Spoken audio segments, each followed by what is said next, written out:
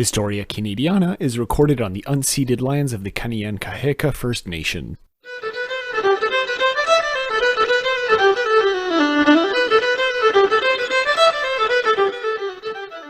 Hello, everyone, and welcome to Historia Canadiana, the show where behind the scenes, Mac has breakdowns before every single episode and then passes it off as if nothing happened. My name is Patrick, and with me, as always, is said co-host, Mackenzie. You guys don't understand. I have to break down to get the stupid out so I can try and sound smart for you guys. See, you do it for the fans. My mental breakdown is for you guys. That's the price of celebrity right there. I'm putting in the effort. Speaking of fans, we'll do it live. As always, there's very little editing that ultimately goes into this show. Patrick's just trying to correct me making noises that I shouldn't be making at inappropriate times. No, Mac, later, after the recording. Yeah. As always, before we get started, we like to thank our patrons, and we actually have a new patron since we last recorded an episode. Thank you very much. See, that was a moment where the noise could have gone after. So we want to thank very much Belinda for joining our rank of patrons who support us at $3 a month, along with Craig, Jessica, Elise, Tommy, James. And yeah, if you want to join these people for $3 a month, you get an extra show a month, and you also get ad-free content and early content. You also get the early content for $1 a month. So you can consider that, and it really helps the show go a long way. Ad-free? Wait, will there be ads now? There probably will be. I'm going through the process right now, but yeah, as Mac mentioned, we changed podcast suppliers, and yeah, we might actually get a bit of income through that, through ads. So if you don't like ads on podcasts, which, I can understand.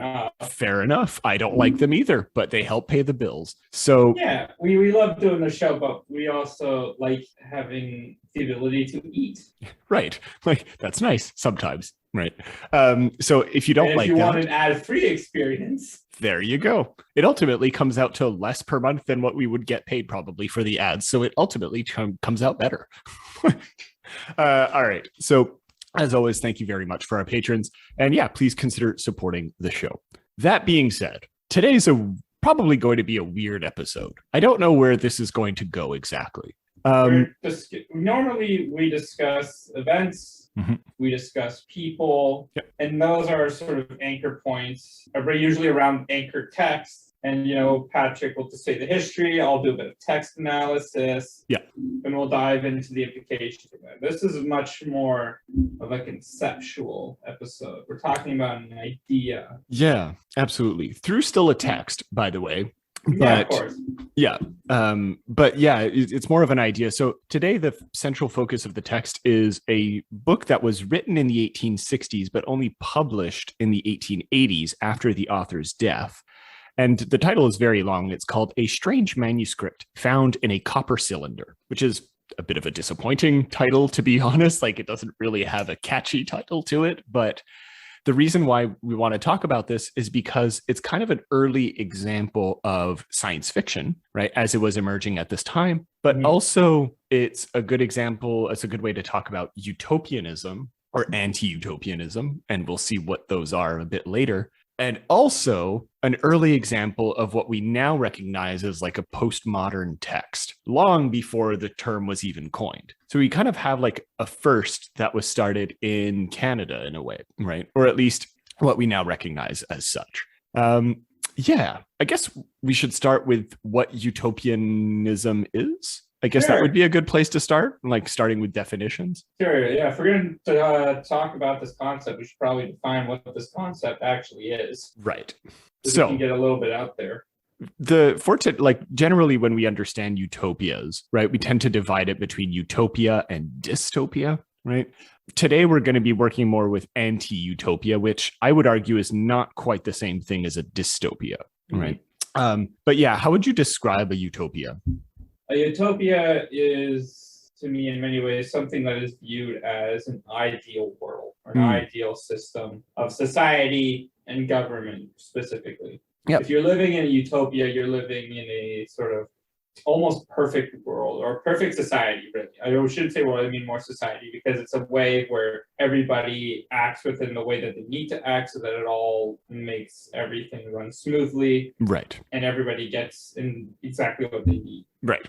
Like that, I think that's a good caveat, because if you look at what's considered like the first utopian text, right, straight up the term utopia comes from that text by Thomas More, right? It's not, looking at it now, it's not entirely idyllic either. If I remember correctly, there's like slavery in that society because they acknowledge that there's war still, but the reasons for, at least according to More, for those things to exist is to allow the society to, as you say, run as smoothly as possible for the advantage of as many people as possible, right?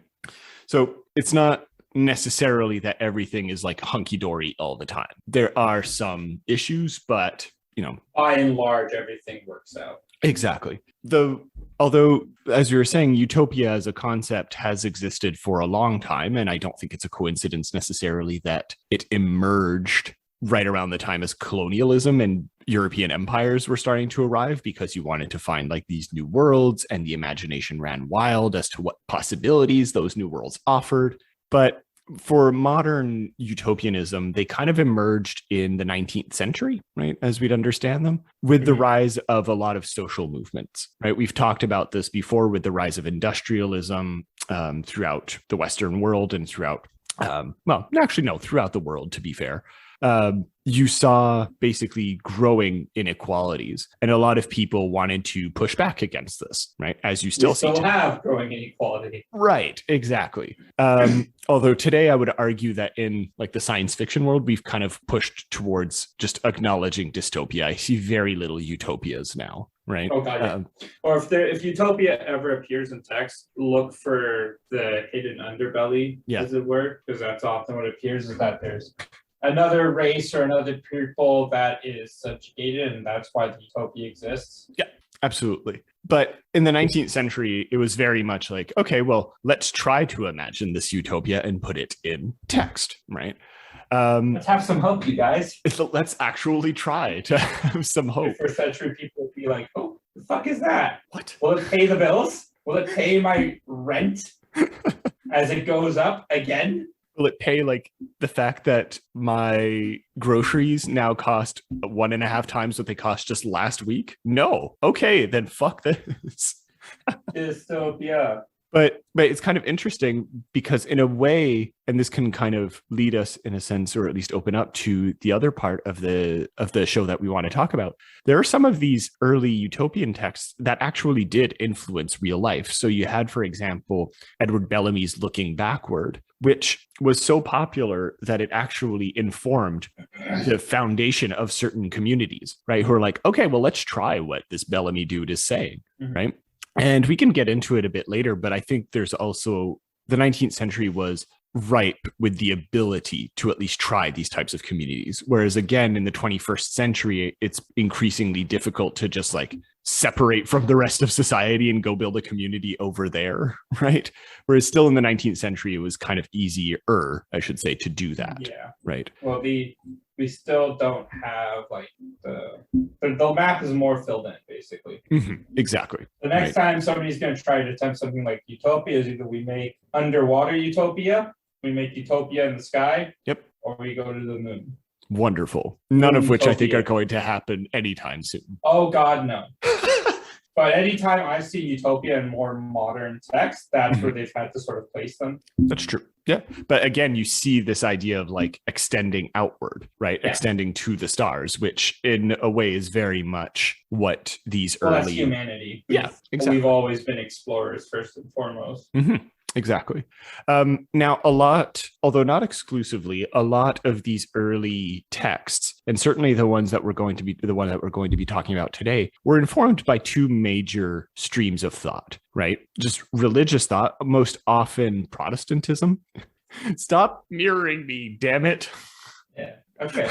So the religious utopia. Yep. Obviously fueled by things like the ideas of heaven, the Garden of Eden, a return to Eden. Yep. Why you see most religious utopian projects call themselves Garden of Eden. There you go. Or some variation. Gardens of some kind. Or something related to peace. Yeah. Gates of Eden. Yep, absolutely. And the other stream that, again, the attempts, say what you will about them, but that's what kind of informed them, were socialist ideas, right? Because at the time, these were very much emerging onto the scene, or at least on a wider scale than they had previously, right? And so you had works like News from Nowhere, which was explicitly informed by those ideas, and that were, again, quite successful, right?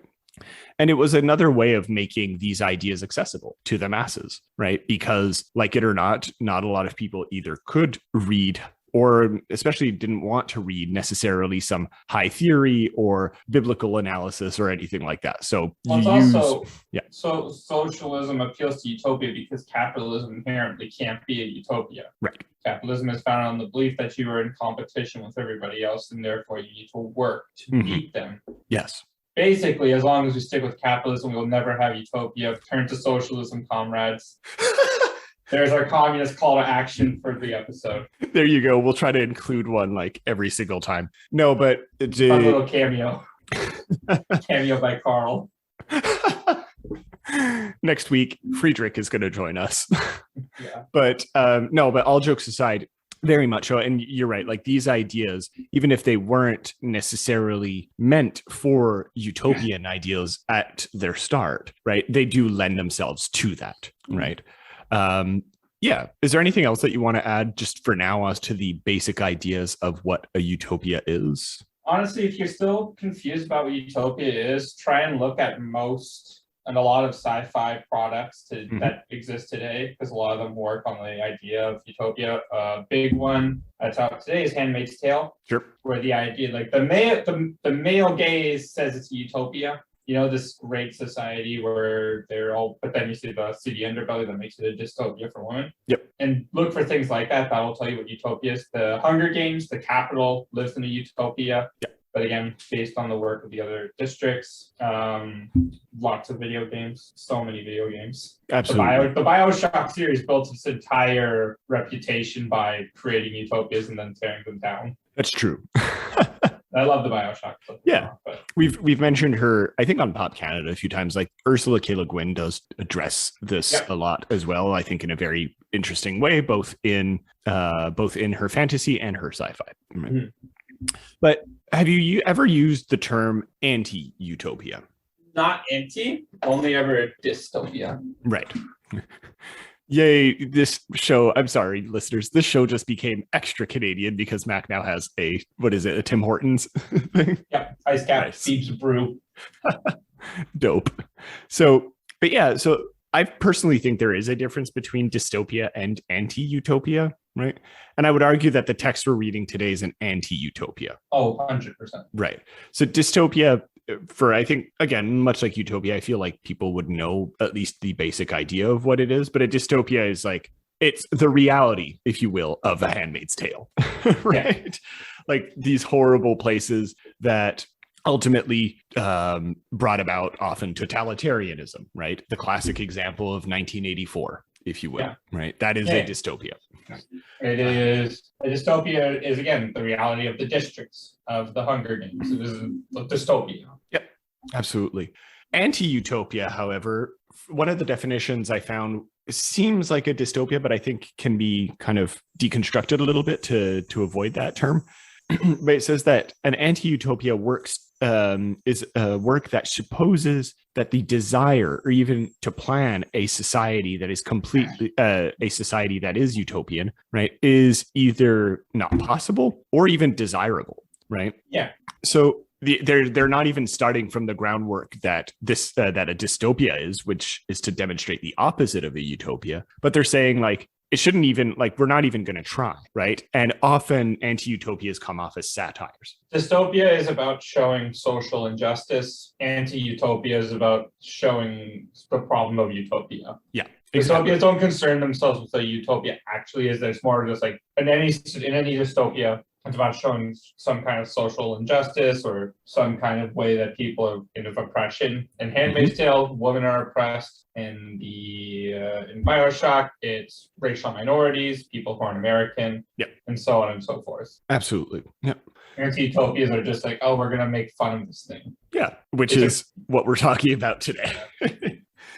Before we get into that, though, I do think it is important to at least mention the underlying basis, I think, for a lot of like the real life attempts to create utopian projects. Right? People have tried and they have failed. Oh, yeah. And I don't think it's a coincidence that this text, A Strange Manuscript, was written around this time. Again, because in the 18th and 19th centuries, especially in North America, there were a lot of attempts to build these communities, right? You did see some in Europe. One of the most famous examples was by a social reformer called Robert Owen. I think he tried in like the late 18th or early 19th centuries to build a utopian community in Scotland.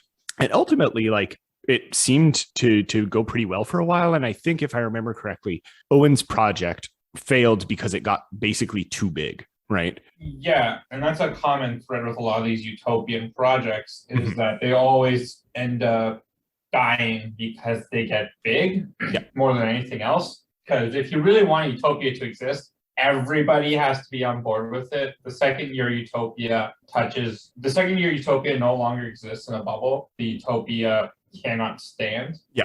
Because then it has to take part in things like globalization. And, you know, in a utopia, you don't really have currency. You just have resources, and those resources get you what you need. Yes. And they're shared among other people and so forth. Yeah. And then, but as soon as you start trading, people require some form of currency, and then the currency causes upheavals and differences in hierarchy and differences in power balances and so on and so forth. Exactly. Right. Society. But no, it actually the Owenite community, which was called New Harmony, actually thrived for actually a few years from what I could see here. I'm just looking it up very quickly. It thrived for a couple of years, and then pretty much it had public school for both men and women, which in the 19th century was just not a thing or very uncommon, right? It had it had publishing places. Legislation. It helped change the nature of American education and scientific research, apparently. It had the United States' first public library. Like, it had all kinds of things like that. But ultimately, like you said, once it gets too big, at some point you just can't control what everyone thinks at all times, no matter how much people try, right? Yeah. Or have tried in the past. And I don't think it was New Harmony's attempt to do so necessarily, but at some point they just you just kind of get lost in the size of it. Yeah. Okay. Now, when we look to North America, people think a lot of the attempts in the US because it's the US. And so we like to think a lot about their history, right? Because it is such a universally known history at this point. Yeah. And their attempts at utopian communities, which also often lasted a few years. And in the US, also the variety of utopian communities that have been attempted, you know? Oh, yeah. You had a lot of them. And we'll talk about this a bit later, but you were mentioning like the ultimately thin line between utopian communities and what would become cults sometimes, because of some attempts to build utopian communities. But before that, I do want to talk a little bit about Canada's attempts, right? Because you did have many. There's actually a whole website called There's still one ongoing attempt for utopia in Canada. It's called Quebec. It's called Le Cache. I think that's definitely a dystopia right there. I'm sure they don't do it that way. No. It would be dystopia based on the oppression of Anglophones. Or minority, or really most minority groups. Most minorities would be Anglophones. But there's actually a whole website that I found called Canadian Utopian Project that actually talks about all these examples of moments when utopian communities were tried. And there's some that go all the way into the 20th century, right? During the Depression and all that. And most of them stop after World War II, right? Once World War II stops and surprisingly enough, like the Cold War starts, and And we get those other wars. Yeah, like it's not as popular to try to build a socialist community necessarily in Canada or in the Western world, and so a lot of these communities which were informed by those ideas kind of died out, right? But yeah, no, throughout a bunch of parts of Canada, I should say, there were these attempts, and unsurprisingly, most of them fall on what we'd consider the frontier, right? You see them, in 1829, you have it in Ontario, in Maxwell, Ontario, which was specifically informed by Robert Owen's principles of common ownership and collective living. But then already you see that the later ones in 1885 and in 1894, for example, you see them move towards Manitoba. You see them move towards Saskatchewan. Well, I don't know how I pronounce that, but Saskatchewan. By the 20s, you see them arrive in BC, or at least the 1900s, you see them arrive in BC. So unsurprisingly, you see these communities exist in like this weird middle ground, right? Of let's get ahead of like the curve of capitalist development that was happening in Canada, and try to still exist near civilization as we understand it. So there's like this weird middle ground, and then as soon as the Canadian state kind of takes over, well, those attempts for community fail, right? Because they get subsumed by everything else. But one in particular that I want to mention, because this place was mentioned by a critic called George Woodcock, which is a hilarious name. But he brought this community up in particular when talking about A Strange Manuscript in a Copper Cylinder, in an editorial that he wrote for an issue of Canadian literature that was all about utopianism. And Utopias. He brings up this place called Sointula, right, which is Finnish for something that literally means place of harmony, right? Or the place of chord. It depends like how you want to translate it. And it was founded by a group of Finnish settlers in 1901 who arrived on this little island after rowing from Nanaimo, just on the coast of BC. Nanaimo? Is that like the bars? Yep, exactly. Wow. Yeah, who knew? I think learned that's so much in this podcast. I think that's the biggest revelation of this whole thing. That this bar Nanaimo's type utopia. Oh, for real though, Nanaimo bars. That's the real MVP of desserts. So this group of Finnish settlers actually planned to set up a utopian society, and they were known as the Kalevan Kansa, which I don't know what that means. But they basically tried as much as possible to establish it in as formal a way as possible. So they wrote to a man named Mari Kurikka in Finland, and he was tasked with leading this new community. And they were basically looking for a way out of the mines that were operated by like powerful families in Vancouver and in BC, right? So again, you see this active attempt in this. Gotta get away from those mine towns. Yeah, but or just like these destructive places, right? These places that ultimately are detrimental to your health, that are not great for working conditions, all that for the environment. And, still in 1901, you had the ability to just move, right? Much more easily than what you have now. And according to Woodcock, at least, the town actually remained and prospered pretty decently into the 70s. And mostly it was able to do so because it set up these early cooperative ventures that led to other businesses. And similar to what you were describing before, this community never really got so big that it failed, right? And so they were able to keep a relatively small number of people, and so to maintain a rather fixed, if you will, set of ideas or common set of ideas, right? Which you can often see in smaller communities, right? You know who wanted to make a utopia? This is something fun you learn watching the documentary series. Walt Disney. No. Yeah. Like the original of Disneyland? The original plan for Epcot was to make it a sort of like residential area. Really? Yeah, and he had like these big, like he wanted to, maybe not like a full on utopia kind of, Like, but like for his employees or for people. He wanted to make Wow. like a community. Epcot was originally supposed to be like the way of the future of living. Oh, yeah. Wasn't it informed by like by like plans, like a GM plan or something like that, or Something like that. yeah. Okay. Yeah. This was all part, like you learn more about it in the docu series about Disney World, Mm, and it's okay. a good series. Really interesting thing to learn about, because Walt is like he was certifiably insane, a racist, anti-Semitic, all that other stuff, but he was also really innovative. Mhm. He's a perfect example of the thin line between genius and and insane. Yes, absolutely.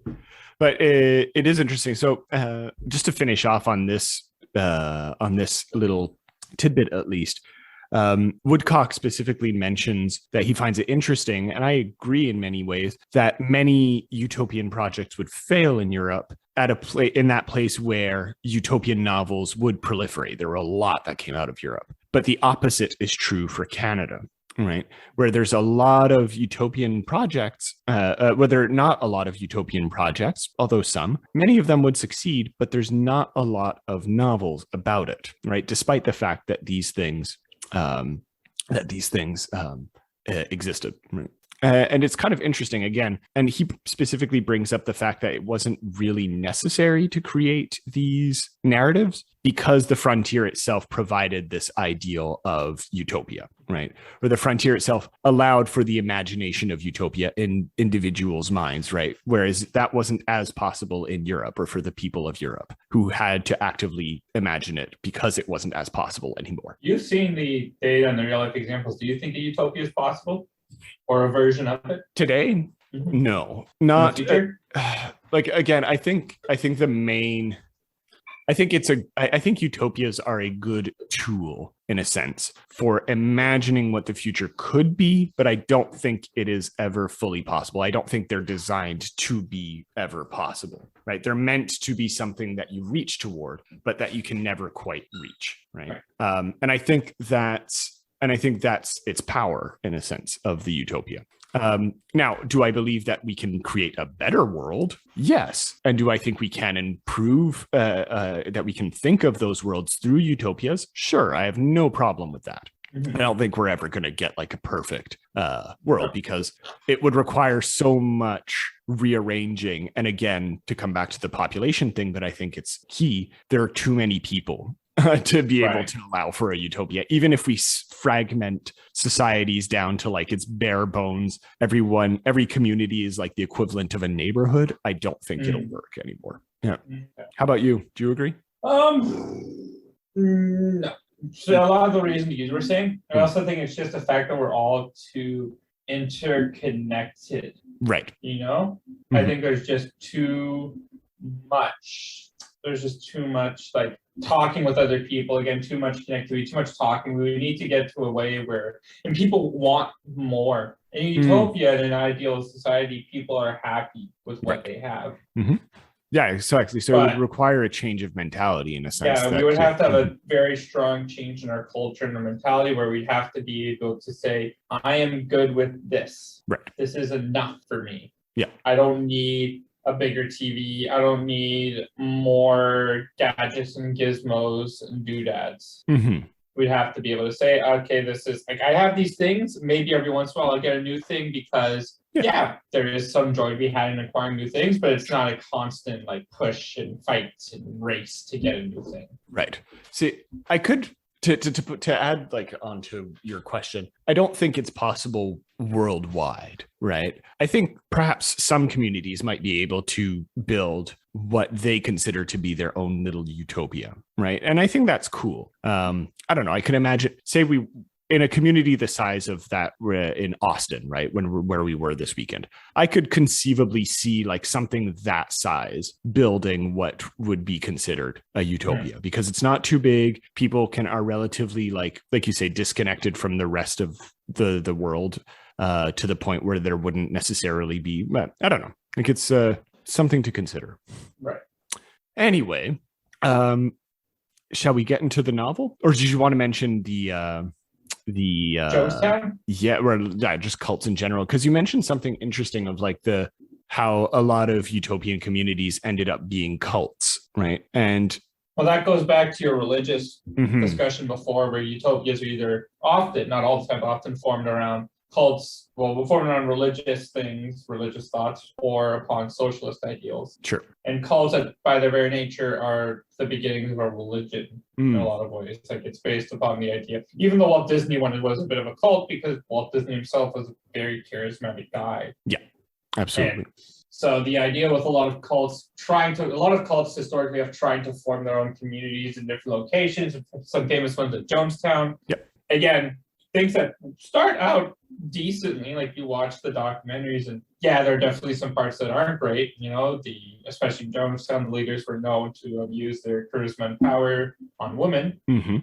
But it was still very much the framework of what a utopia would be was there. You know, people didn't have currency. They had their little farms. They worked. If they did their work, they got their resources. They got to play games, all that sort of fun stuff. You know? Right. Yeah. It was, again, only when things got too big. And it just really goes to show the power of personality. Yeah. And how this personality grows. Absolutely. Yep. But what's interesting, and we were mentioning that a little bit before recording, I feel like cults and you might disagree, I don't feel like cults ever set out to be necessarily that utopia, like, or maybe the one in Jonestown, I really don't know about it, but I feel like the way I learned about most cults is like that was used as an excuse, but it wasn't really what they had in mind. Like, it was ultimately a method of control by some person, right? And they used the rhetoric of utopia, whereas genuine attempts at creating a utopian community is like a collective project that people wanted to get on board with, right? Rather than preying on people who are, how could I say? I don't want to use on people who are prone, I guess, to victimhood, right? As many cults do, right? I don't know. Like, to me, that's a big difference between cults and utopian societies. But hey, I don't know. What you gonna do? By the way, like, I do mention this, but I was thinking of this as we were talking. We mentioned like Protestant and socialist attempts at creating utopian communities or small communities. There were attempts by proponent capitalists, by the way, as well. Like Hershey's. Oh God, yes. Hershey's, didn't they create in the middle of the Depression a town that was meant to be this Lots utopian of people community? have tried, and that's often what you see the satire of the dystopias. Yeah. Going back to the BioShock example, their dystopias were always framed by like innovators and industrialists. Yeah. And you discovered like those utopias are less about again, it's a utopia based on capitalistic ideals, because that's what utopia is. It is a beautiful society in the view of a certain person. So their ideal society is no government oversight. We can do whatever the fuck we want with our factories, our workers, etc. Yeah, the workers only come in. They don't really have much in terms of like leisure, but they come in, they work, and they at least have a place to live. Right. They are given room and board. Right. And then you give them enough that they are happy and do not revolt against you, but other than that, they keep producing for the line. Right. And those utopias usually end up being a bit more successful for a while because it has money and capital, which means it can interact with the larger world, since capitalism is the accepted way of the world at the moment. Yeah. And also, especially at the time when they were created in the Depression, what were people going to do? Leave and starve? Like, they were there by necessity. Those kinds of utopias, like capitalist utopias flourish in times of depression and poverty because people need things like room and board. Socialist utopias tend to pop up a bit more when we're living in like happier times. Right. Again, you take a look at something like Jonestown, wasn't it in the 70s or 80s? Yep, right around the oil crisis. Yeah. So yeah, there was the oil crisis, but overall people were like, there was not a lot of fear. There wasn't a lot of, because people are willing to leave established society to go live in this utopia that's been removed from society. That's why you don't see a lot of American utopias anymore, because we live in a post 9/11 world. Yeah, that makes sense. Yeah. But we also live in a post-Donald Trump world. And I wouldn't be surprised if we started to see more conservative utopian projects popping up in the Deep South.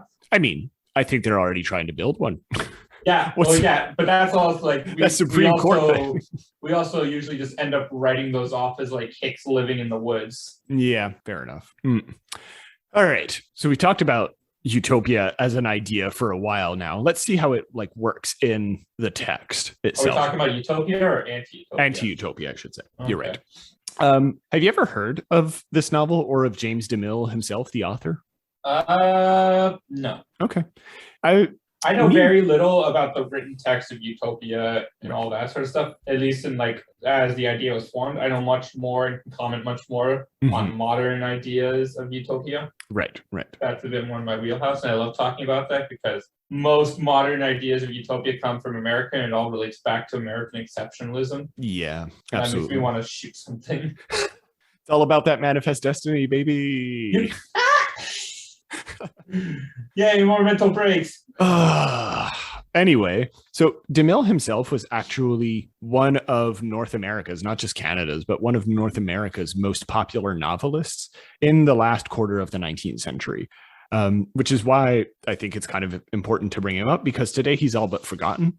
And I think, and I know you've only read part of the novel, but I think seeing this novel, which went unpublished in his day, right, during his lifetime, I think there's a reason for this, right? He clearly has a capacity for creating intricate plots. He is good for comedy and suspense. He has I think his dialogue is really good, like the way he writes dialogue. But like all of this, I think makes for a really good writer. And compared especially to a lot of the other writers that we saw emerging in Canada in this very show, I think he stands above them in terms of the quality of his prose and ideas. You could disagree with me or not, I don't know, but I feel like he's one of the better writers that we've encountered on the show. But all the writers we encounter are great. Okay. Go back to Joseph Allen. Go back to any episode of poetry and watch me disagree with myself. Exactly. So DeMille himself was born in St. John, New Brunswick, and he spent most of his life actually in the literary or education world, right?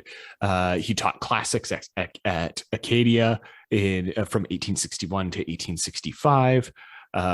He taught history and rhetoric and literature at Dalhousie College. He would run a bookstore in the 1850s, in the late 1850s and early 1860s.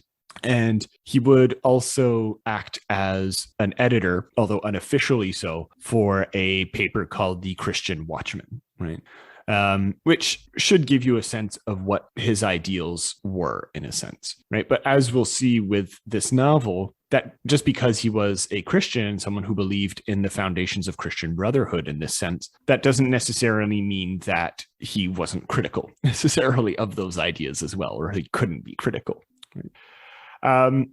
What's kind of funny about DeMille, and this I found out later, is that he possibly had a lot of debts associated with his bookstore, right? Because surprisingly enough, as with today, bookstores are very hard to make a profit off of unless you're Indigo. But like a small chain.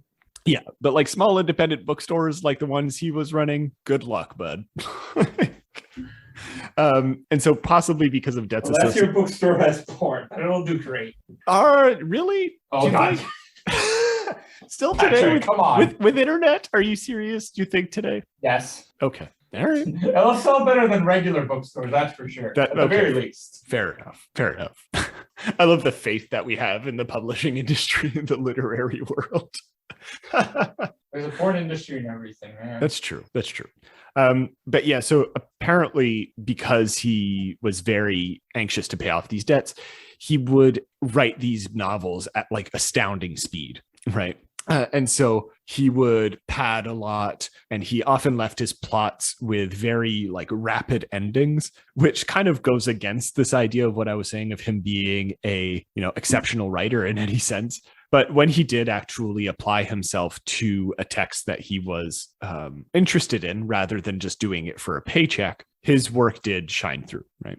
And even in his more potboiler, if you will, texts, which he called them themselves, he called them that himself. you apparently still see a lot of his delight in like puns, and a lot of his ideals kind of shine through. So they do have some literary value nonetheless, right?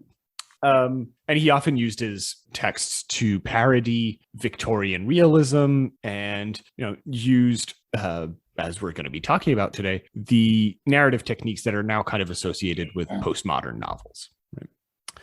So far, so good. Novels. How would you describe a postmodern novel? We've mentioned that a few times. So like, what would you say is postmodern? Oh god. Okay, so let's go. Postmodern is really funky insofar that, so modernism, you have to understand, it's almost like you're trying to question. It would happen modernism came into popularity more at the turn of the 20th century, so around the 1900s, that sort of stuff. And that's fiction falling into that category is Apocalypse Now. You mean Heart of Darkness? Heart of Darkness, sorry. Yeah. And that's stories of man versus society, et cetera, et cetera. Things where man or humanity is forced to take a look at themselves and examine themselves. It's about talking about the underdregs of society, sort of pulling it up, and sort of like, again, a lot of the media you see today, like in film, is in a modernist perspective. Yeah. So you see, like I remember, I forget where I saw it, where I saw this description of it, but there was a writer at some point who described modernism as the attempt to demonstrate the difference between facts and ideas, or their interplay. Right. Yeah. And postmodernism, if modernism is man versus society, and so on, postmodernism is wacky shit like man versus author, man versus reality, man versus God. It's man versus God. It's like a highly reflexive and you're looking at the genre itself, and you're trying to deconstruct things. Yeah. There's a really great example that I absolutely adore. There's a Looney Tunes sketch. Okay. And it's a Daffy one. It's like I can't remember the name of it, but basically the entire sketch is Daffy getting into an argument and fighting with his animator, and it's basically just them fucking around with animation. It is one of the greatest pieces of animation and entertainment you will ever watch, and it only gets funnier as you watch it, and the more you know about Looney Tunes and animation. That's postmodernism. Yeah. You see the same thing in an Animal Man comic book at some point, where author Grant Morrison just includes himself in the comic book. Deadpool is postmodern. Sure. Because he breaks the fourth wall, and a lot of time he's fighting with authors or whatever. A lot like these are like, that's the idea of postmodernism. Or if you're thinking more in a classical sense, there's a really famous painting. It's a painting of a gun, and underneath the gun that says the phrase, "This is not a gun." Yeah. That's postmodernism, because technically speaking, it's not a gun. It's a painting of a gun. But that if it's a painting of a gun, doesn't that mean that's a gun in a painting that makes it a gun? But then and then you get stuck in this loop, and you slowly drive yourself insane. Yeah, exactly. And if you want another literary example, I know I bring it up a lot, but I think in this case it works. Ulysses by James Joyce is modern. Finnegan's Wake is postmodern. Think of it this way. Millennials are stuck in modernism. We're dealing with the depth of the world, us versus society, all that sort of stuff. Gen Z is living in postmodernism. The world is dead. God is dead. We're just going to do whatever the fuck we want and have a funny time doing it. Okay. I think that pretty much sums it up. Am I wrong? No. So Zoomers be like, there is no gender. Zoomers be like, existence is completely fucked. There is no future. Anyway, so I know that for time reasons, you read select chapters. You read the first 16th and 26th chapters, which I'd recommended to you. And if readers want to get a sense of what this book is, I recommend those chapters as well. And you'll find a link for the book for free. It's in the public domain at this point, so you'll be able to get it for free, linked in the show notes. What did you make of this book? Like, from what you read? Like, how would you call it? Wild ride. Yeah, it's a wild. Okay, so I have to clarify. Patrick pointed out chapters to me to read, because I'm like, when it comes to this kind of stuff, I have the attention span of a goldfish, so he basically has to put me on a leash.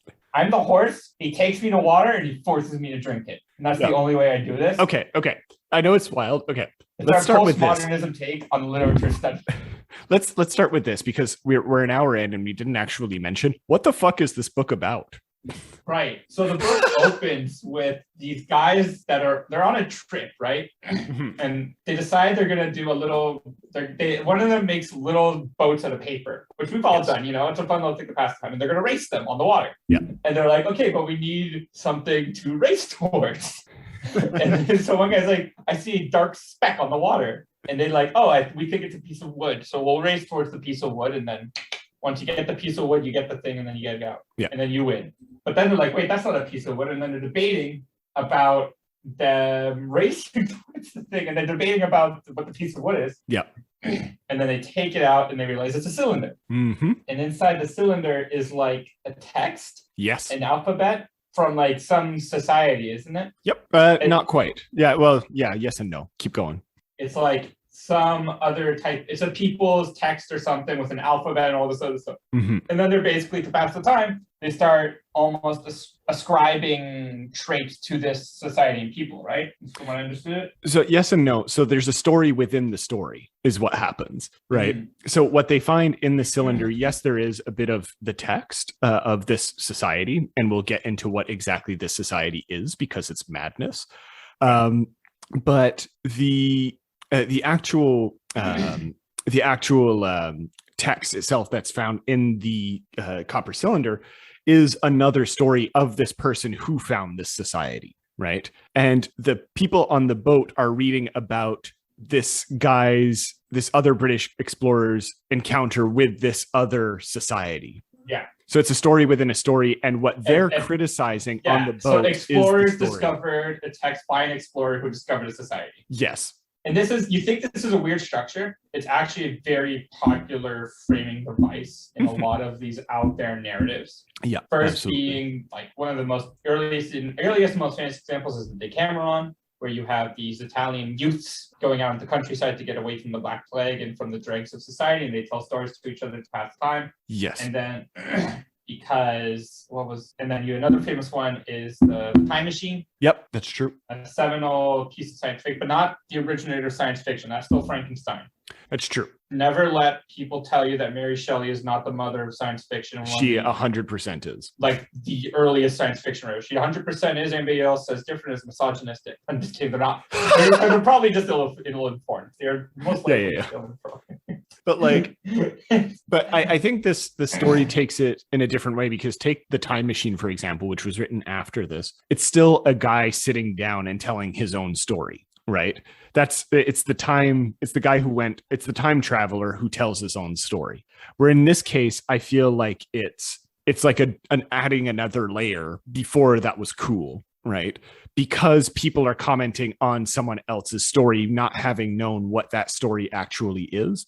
And they're approaching it less as a form of history that this person, whose name is Adam Moore, by the way, the person who encountered the Utopian Society, whose story we find out. But this person is treated like a piece of literature rather than a piece of history. And I think that's one of the more interesting parts of the tale, right? Mm-hmm. Is them actively wondering in this very early story, by the way, 1888, long before this was common practice in what we now call historiographic metafiction. But this idea of questioning, okay, well, is this history or literature, and what makes it, what are its merits that either put it in one category or another, right? And I think that's really an interesting way of going about it.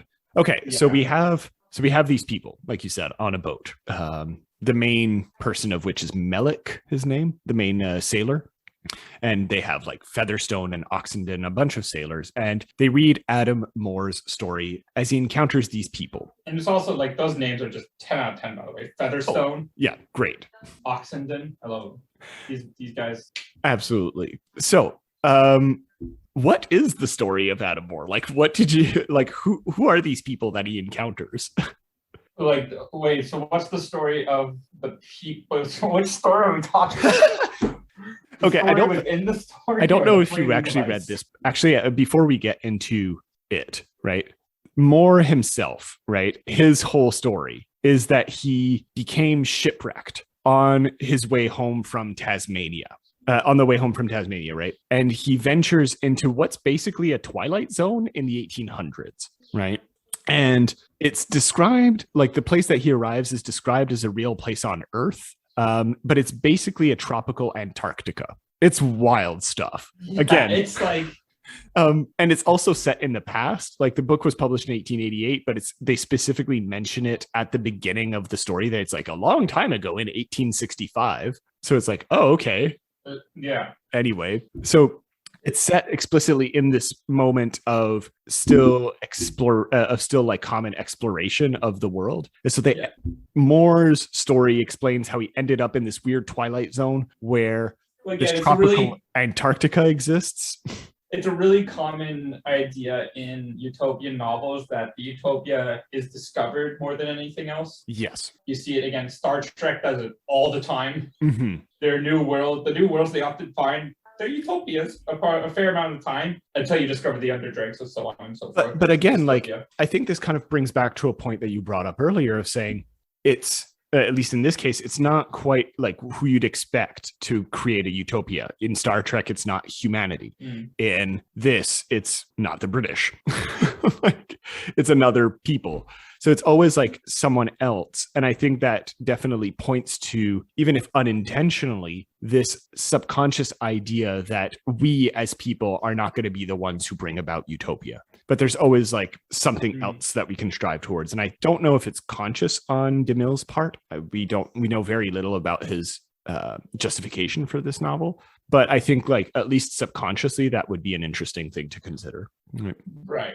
On this place in this prehistoric island or whatever, this tropical Antarctica, there are prehistoric animals that once roamed the earth and they still live there. They somehow escaped the meteoric catastrophes of 65 million years ago and still live there. The island is kept heated up by a volcano. And there are all kinds of plants that shouldn't be there and prehistoric people. And who are these people? Because I know you read that chapter. Who are these people that Moore encounters? They're like, isn't it almost like did they describe it as a pygmy tribe or something? I can't remember. Yeah. Yeah, it's almost, but it's also like everything is basically been turned on its head. Yes. Where the people that are rich want to be poor. The people that are poor don't want to be rich. Right. Which is basically like, it's really like, again, it's a satire, right? Yeah, exactly. So I think we could read the first part of the chapter because I think it'll kind of describe it best. Yeah, you try and describe it and you're like, how do I? It's so okay. So I don't. The name of the people is called the Koskin, by the way. Yeah, Koskin, Koskin. Anyway, yeah, those people. And so the chapter opens and he says, this is chapter 16, if anyone's following along. Are people still listening to this episode? I don't know, but I think it's fun. I think it's great. I'm really enjoying this. Really watch the things that you consume to keep an eye out for people trying to perpetuate an idea of what their utopia should be. Yes, absolutely. Because that's a big part of propaganda. People will use the word utopia to try and push this ideal living circumstance. Yeah. When really it actually means they're just trying to find a new way to manipulate you. Absolutely. So these people call themselves the Koskin. Their chief characteristic, or at least their most prominent one, is their love of darkness, which perhaps is due to their habit of dwelling in caves. Another feeling, equally strong and perhaps connected with this, is their love of death and dislike of life. This is visible in many ways and affects all their character. It leads to a passionate self-denial, an incessant effort to benefit others at their own expense. Each one hates life and longs for death. He therefore hates riches and all things that are associated with life. Among the Koskin, everyone makes perpetual efforts to serve one another, to serve others, which, however, are perpetually baffled by the unselfishness of the others.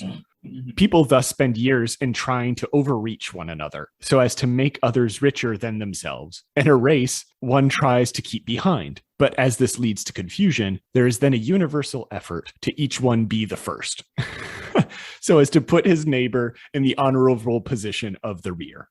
It is the same for a hunt. It's a satire, but it's almost as something you want to see more of in the world, where the rich people don't want to be rich. They more just want to like They want to be like, I want to get rid of all my shit. Yeah. And it's really even funnier because that's the ideal that Jesus Christ gave us. Mm-hmm.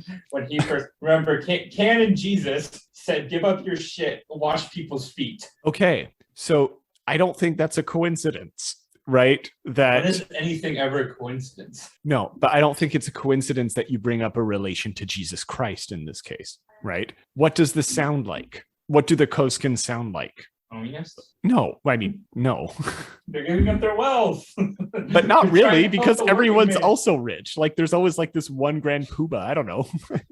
But in a sense, it's like the opposite of Western civilization, but also taking Christian tendencies to its extreme. Yeah. No, and that's part of the satire. Again, like it's also said that the Koskin love death and hate life. Right. And they celebrate people being born because they recognize that eventually these people will have to die. Again, this is a perfect novel for millennials. Or not, is it? What is it? Gen Z. Zoomers. Like, there are way too many people who would be like, yeah, the Koskins, I feel what's up. Like, it's just like this negative nihilism at all times. Totally feel it, right?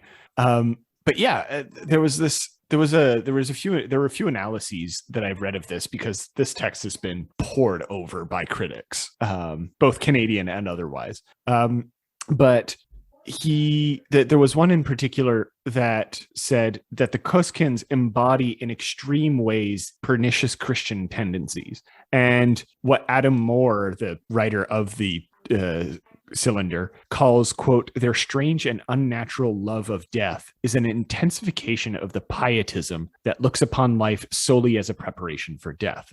In effect, prefers darkness to light, exalts poverty, and regards love of the beautiful, indeed all the pleasant elements of life, as sinful and degrading, right? So this element of sin is like intrinsic into what the Koskin represent, despite the fact that they are explicitly regarded as non-Western, right? Mm-hmm. And so there's like a double criticism, I feel, that's going on in this text, right? On the one hand, there's the criticism of Christianity taken too far, right? If you kind of like take it to its logical like extreme, basically DeMille is saying like, oh, this is what Christianity to its logical extreme is. Mirroring like people like Nietzsche, by the way, in very similar ways, who is very critical. Well, because that's always, if you take anything to its extreme, yeah, it's a problem. And that's the issue, is that you should never take any one way as a system to live to its extreme. Mm-hmm. The reality is you should be pulling a little bit from a lot of different systems. This is true of everything. Yeah. Most economists agree that the best economic system is to actually try something new. Try something new, but also like take a lot of different bits from a lot of other things. Right. And a lot of other plans. The answer isn't the fully extreme of socialism, sure, or capitalism or any of these other things. You take a bit from all over the place. Absolutely. Right. It is kind of interesting though. Like, I still think it's interesting to say that the Koskin are explicitly non-Western, right? They're over there, they're othered, right? And yet they still have these Christian tones to their society, right?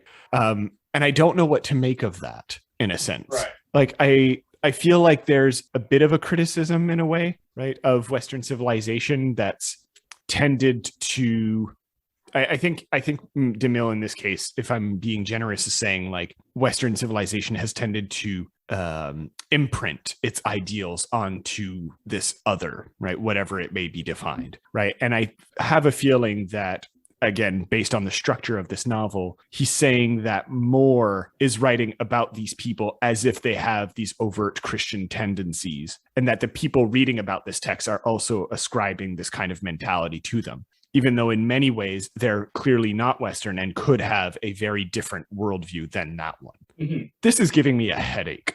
It's you get to postmodernism, and if you go too long thinking about it, you will get a headache. Right. At some point, you just have to sit on the roller coaster and go for the ride. You just have to just embrace it. This is not a gun. That's all. You just have to accept it. And you're just like, okay, I'm gonna move on with my life. You gotta let it live in your head. Like, there's a very part of postmodernism, where you have to be able to basically split your brain in two, Yeah. and go, I accept both these things, because postmodernism is very much founded on the belief that there is no truth. I think it is. There's a very strong inclination in it that there's no one truth. No one truth. I think that's true. That's the different. There is no one truth. There is many truths. Yes, and you have to be able to just sort of accept that accept multiple parts of it, you know? Yeah, it's like, and people are very critical of that, saying like, oh, well, that means that rape is not a truth. It's like, well, no, that's not what they're saying at all, right? No, it's more like the idea of like, there is no divine thing stopping it. There's no universe. We have chosen to put laws in place as our truth. Yes. That say this. Yes. And we can. But we also recognize that our truth is important, but it is not a divine law. It's, a divine, something that would be more is like, I can't beat gravity. Yeah. I can't make myself float through sheer force of will. That's something that we can sort of accept more as like divine I'm truth. sorry. I am an anti-realist, and I think that I can. I'm flying away right now. Bye. Right. And like, we've already beaten that because we have planes and such, which do give us an ability and a capacity to fly. And so like, that's what I mean. That's what I mean more like, there's no one truth in a postmodernism sense. Yeah. There's just a lot of truths that you have to deal with. You got to learn to live with them. Yeah. And that you can like interact in many ways with, right? Yeah. You can pull from many different types of truths. Yeah, and you can have them all in your little back pocket and go, boop, boop, boop, boop. I believe in this one right now, or I accept this one more than this one. Yeah, absolutely. The idea, I can accept the fact, religious people can accept the fact that God created the universe in 7 days, while also accepting things like the theory of evolution, or things like dinosaurs and so on and so forth. Like religion has gone to a certain point where they have these many truths that they believe in. Yeah. Yeah, absolutely. And again, it doesn't always make sense. It's not always going to be something that really fits nice and tight together. No, and I think that's the idea. Yeah, that's the idea. And I don't think it's the point of any philosophical idea to be perfect at everything, right? There's this, I've been reading this, writer lately, a theorist called Elizabeth Povinelli, and she had a talk not too long ago that she gave, and she was like, this book that I wrote that I'm going to be talking about comes out of a very specific context, and it works for that context. I think it does, and it can work for other contexts, but much like every other philosophy, whether it's nihilism or Christianity or postmodernism or whatever you want to do, like, you can't have it be a universal, because that kind of defeats the purpose of all of these things, right? None of them were intended to be universal, right? So this kind of, I think, brings up, interestingly, the way that as a text, Strange Manuscript kind of works and critiques against itself, right? And that's why I had you read chapter 26, right? Yeah. Because... Is that the one where they're discussing like the military and the authority? Or is that a different one? That's Grimm's Law again, right? Yeah, it's Grimm's Law again. But they're also criticizing the text itself, right? The text that they're reading. Right. So the text that they're reading, which forms the bulk of the book, suddenly in the first and in every interspersing chapters, you get the commentary of these other characters of the book. Right. And I think in chapter 26, you kind of get this in a bit of a more in-depth way. Right, where our kind of framing character, Mille, right, is extremely skeptical of the authenticity of More's manuscript. Right. And he calls him a gross plagiarist, and he's very critical of More's style, right? Who has, according to him, the worst vices of the sensational schools of writing. So there is in the text a criticism of the text that is not actually a text, right? And again, postmodernism to a T, right? And that's why I love this book so much, right? Because DeMille was, I think, very confident in his ability to critique not just popular conventions of the time, right? The exploration novel, the romantic novel, but also his own conventions that he just created out of thin air, right? So I think that's really good in a sense. And there are some critics of the book itself, right? That have kind of interpreted this device as a way for DeMille to anticipate and diffuse criticism of the work, right? Be like getting ahead of any criticism that it would have by saying, no, I am aware of this criticism. Fuck you. I'm entering it into my book like that. It's cool. It's very postmodern. Sort of trying to anticipate things. Be like, I'm going to be metatextual about this, and I'm going to bring up, dismantle, and say all of these things. Yep, absolutely. I think it works. It does. I think again, like it works. You know, you sort of like it makes it more interesting.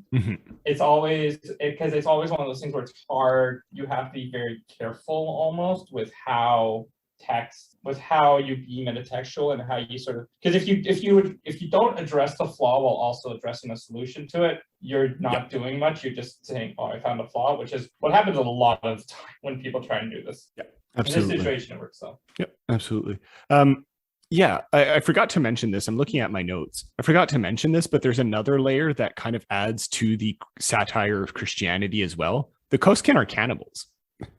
Right. I don't remember if that was in the chapter that you read, but they're cannibals. And many people have kind of seen this as a parody of Christian communion, right? Of the idea of eating the body of Christ. And again, taking this to an extreme level, the love of death is, the sacrifice of Jesus Christ again, or the martyrdom of many saints, right? That kind of is associated with an embrace of death and of an otherworldly life, right? So I did want to mention that before I forgot, because I just saw it in my notes, right? Ultimately, I don't know how to smoothly end this episode, so I'm just going to kind of ask a couple of questions to you and see what you think of this, I guess. So this novel, as we kind of talked about, was very much questioning truth and reliability. How do you feel like this works in the overall idea of anti-utopianism or utopianism, right? Why does this postmodern novel use these techniques specifically when talking about anti-utopianism or utopianism, of truth, reliability, and stuff like that? What kind of relation would you see there between the two? Between utopia and how so?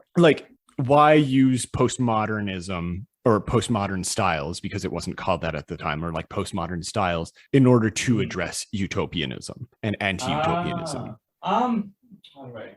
Using the postmodern style, I think, is definitely more beneficial, because if you stick with modernism, you're always just going to get discussions of dystopia.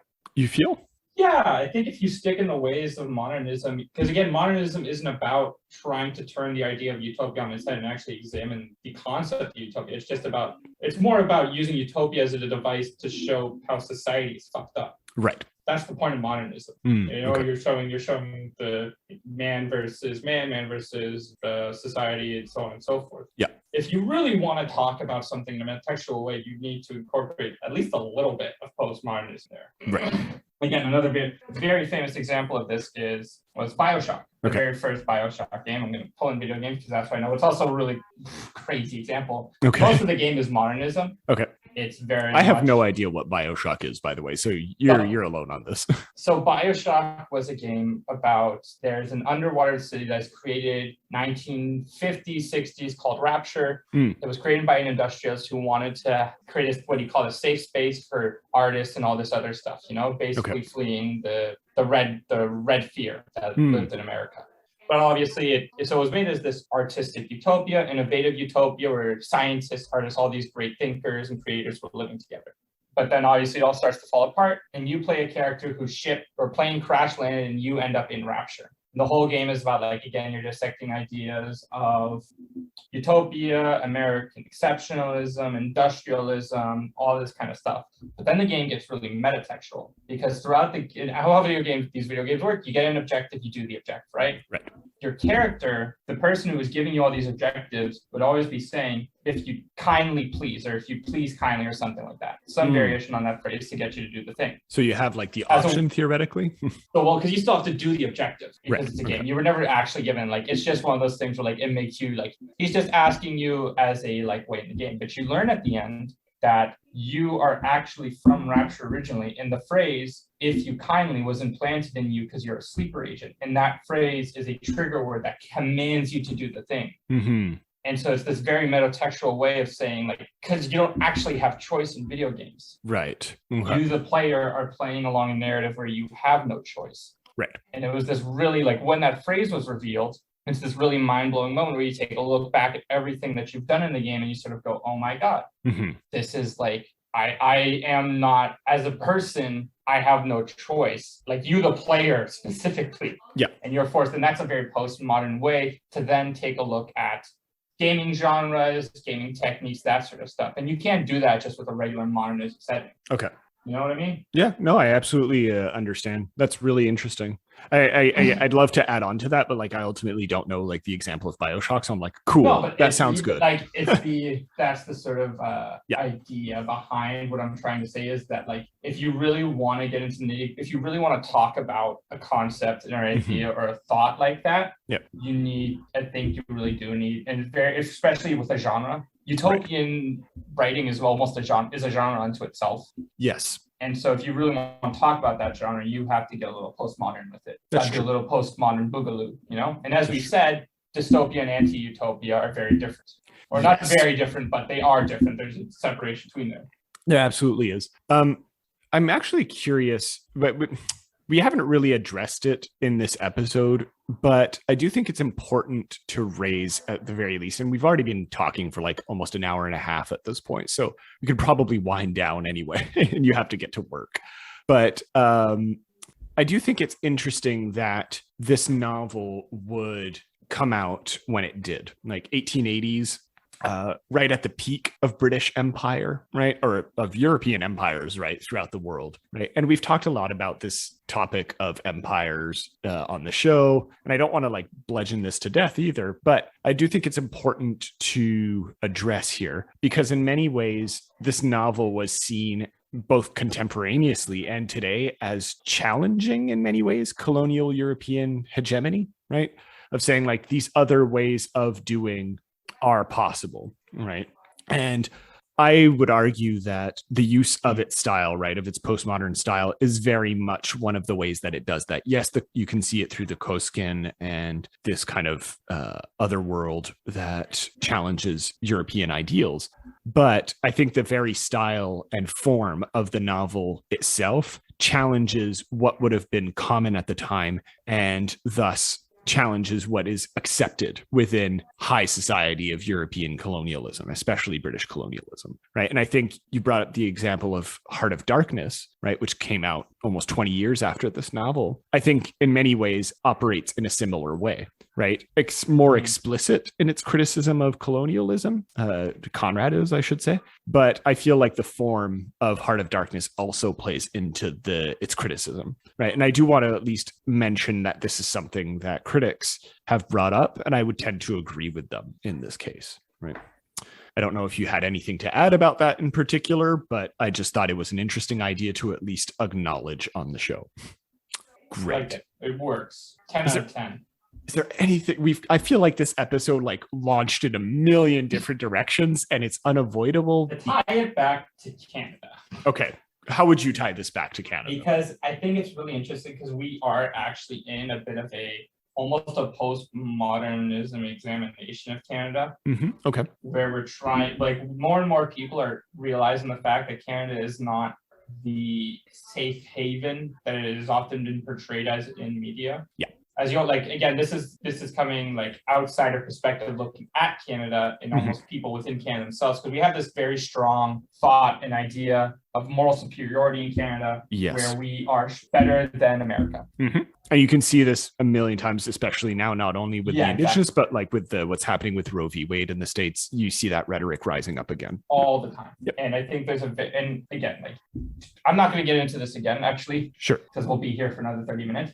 But I think we're entering a really interesting period where more and more people are starting to actually examine what Canada means, the ideals of Canada as a nation. We're starting to take more like a very deeper look at the foundations of our society in Canada. Take, for example, something like trying to get rid of Canada Day. Right. These movements that, again, they're not even like, they're focused, because the genre in this case of this postmodernism work is the government itself more than anything, the culture. And so we're like, when you re-examine Canadian culture and all that, that's almost a bit of postmodern. Like we are it's human versus reality. Right. And I think that's something that sort of we're starting to see a lot more of. Absolutely.